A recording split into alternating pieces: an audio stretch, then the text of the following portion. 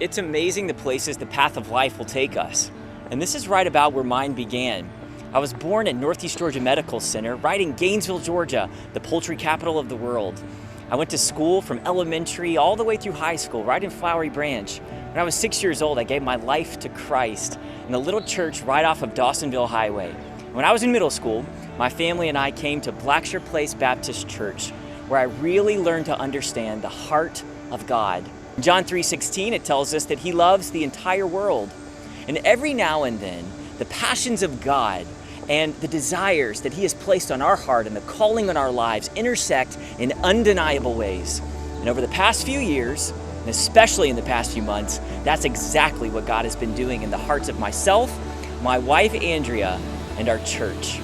I can't wait to tell you all of the things that I believe that God has planned for us in a dynamic city 3,000 miles away, Portland, Oregon.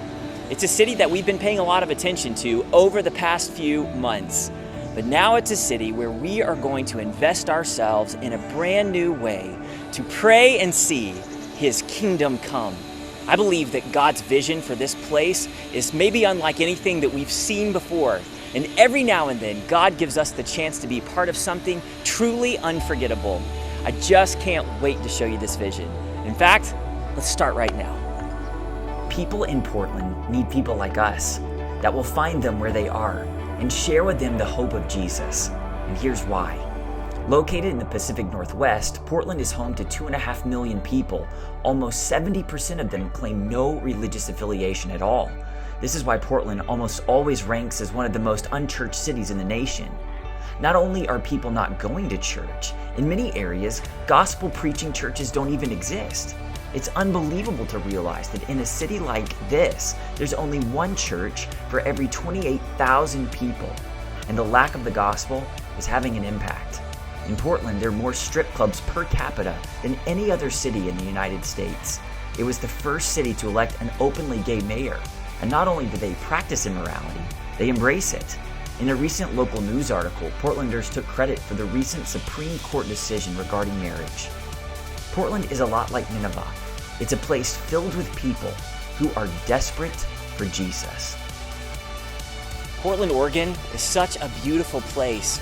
But as we look at this city, it is so easy to see a city that it's given itself over to the darkness. But as Christians, we have to remember what Jesus has already said about us, that we are the light of the world, and light always pierces the darkness. When we look at Portland, it's easy to see a place that is given over to hopelessness, but we have to remember that because of the life and the death and resurrection of Jesus Christ, we know the greatest hope the world will ever know. As we look at Portland, we see a city that is hungry for their sin, and sin is death.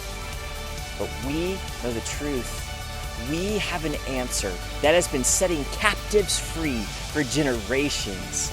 We know Jesus, and because of Him, no matter what death we face, we have life. We have a life that overcomes the darkest darkness, the most depressing hopelessness, and the most evil of death. In the face of all those things, whether they be in Portland or in your own backyard, we have life. Now, what are we going to do with it?